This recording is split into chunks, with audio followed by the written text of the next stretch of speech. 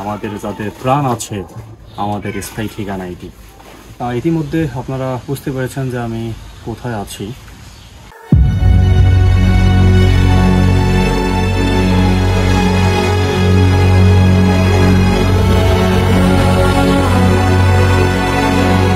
আমি এখানে কেন এসেছি সেটাও বলতেছি আপনাদেরকে। এটি মূলত আমার দাদির কবর। তো আমি আজ আমার গ্রামের বাড়িতে অনেকদিন পরে এসেছি। আসার পরে এখানে দেখলাম যে আমার দাদির কবরের উপরে পুরা আপনারা দেখুন একটু, যে গাছ দিয়ে ভরে গেছে এবং পাতা পড়েছে, মানে পুরা অপরিষ্কার হয়ে গিয়েছে। আমাদের স্থায়ী ঠিকানা কিন্তু এটি। আমরা যারা জন্মগ্রহণ করেছি, আমাদের যাদের প্রাণ আছে, আমাদের স্থায়ী ঠিকানা এটি। আপনাদের যাদের পরিচিত ব্যক্তিদের বাপ মায়ের, দাদা দাদির, নানা নানির কবর আছে, আপনারা একটু খোঁজ খবর নেবেন যে কবরগুলো আসলে অপরিষ্কার হয়ে থাকলে কেমন একটা দেখা যায় না।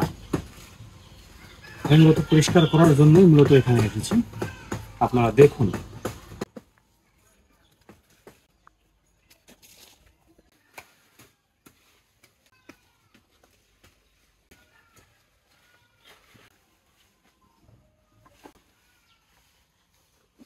আপনারা মাঝে মাঝে কবরস্থানের খোঁজ খবর নেবেন।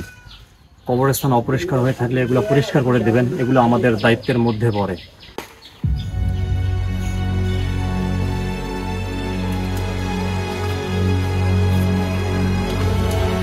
আমরা সবাই নিজের বাড়ি বানানোর কাজে ব্যস্ত থাকি। নিজের বাড়িটি দালান কোঠা বানাই, অনেক বড় বড় বিল্ডিং বানাই, কিন্তু বাড়ির পাশে যে একটি কবর আছে, এটি খোঁজখবর কিন্তু আমরা নিই না, খোঁজখবর রাখি না।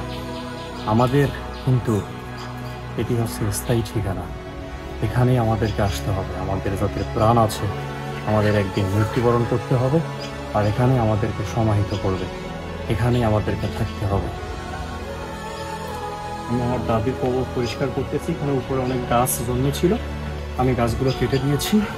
এখন এই যে ঝাড়ু ব্যবহার না করে আপনারা এই যে পাট যে রয়েছে, এটাকে আপনারা ঝাড়ু হিসেবে ব্যবহার করতে পারেন। কয়েকটি পাট নিতে পারেন, এভাবে শিন্না বলা হয়, এগুলো নিতে পারেন। নিয়ে দুই দিকে রশি দিয়ে সুন্দর গিরো দিয়ে তারপরে আপনারা এটি ব্যবহার করতে পারেন, যেহেতু কবরস্থান একটা পবিত্র জায়গা।